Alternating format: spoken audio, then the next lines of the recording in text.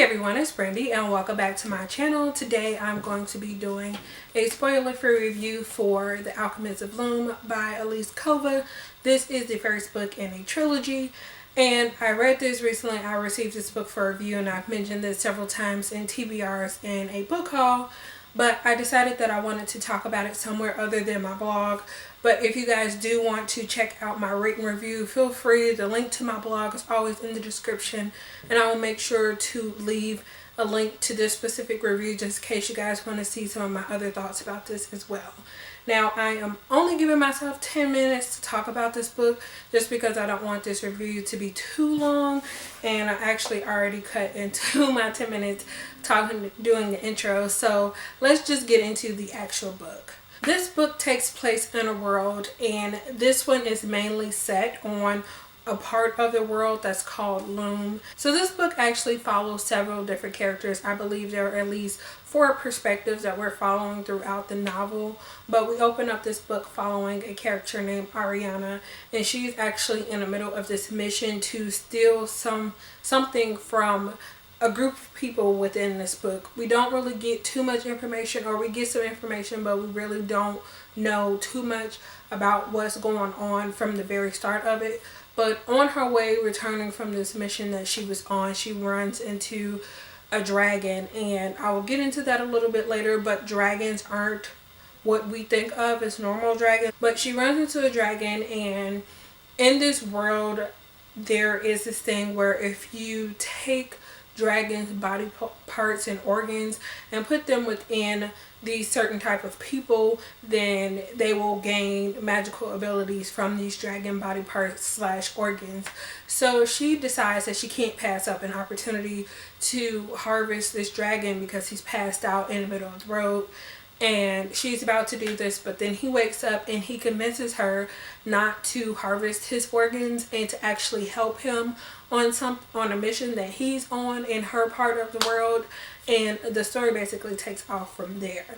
So just to give a little bit more backstory into the story, just to maybe make a little more sense, because going into this I was really confused. I had heard a few things here and there, but honestly I didn't really have a good understanding of it. So within this world there are 3 different types of people. One, it starts with an F, and I cannot remember exactly how you pronounce it, but that is like the almost humanish type of characters that you would think of, but I don't know if they're necessarily considered human because they have a different appearance. But that's just the type of people that's within this book. I would say that is the most human-like beings within the story.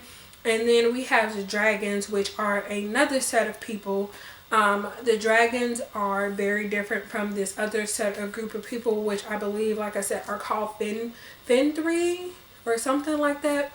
But the dragons are mainly from like 3 different houses, and they have varying skin colors and various hair colors. They're really colorful. They're really strong and tall. You know, their physical appearance is very different from this other group of people, and they have magical abilities. But the third group of people, which are called the Chimera, are basically the first group of people I talked about and the second group of people I talked about kind of mixed together. So it's like these Fenri people, the human-like beings with dragon body parts / organs attached to them. But yeah, and then the Fenri, which like I said are the human-like group, kind of live in guilds, and there are 5 different guilds. And yeah, I'm kind of explaining the basics of the story just because I was a little confused by it. I thought it was really interesting. This is a fantasy steampunk novel, and the author categorizes it as a adult fantasy with a YA crossover. I really enjoyed this. I was not expecting to enjoy this book as much as I did because I had heard people talking about it, but not really a whole lot of people talking about it. But once I got into the story, and I will say it did take me a little to get into it just because, like I've been saying, I'm not really all that well versed with fantasy novels, so this was the first type of fantasy, like real high fantasy, that I read. And it took me a minute to kind of get into the third person perspective, because although we're following different characters, it's kind of like someone is looking in and telling us, you know, these character story instead of being inside these characters' head. So, like I was saying, I really enjoyed the story. I got so much out of this that I just was not expecting. This was unlike anything I have ever read before, and I just highly, highly enjoy it.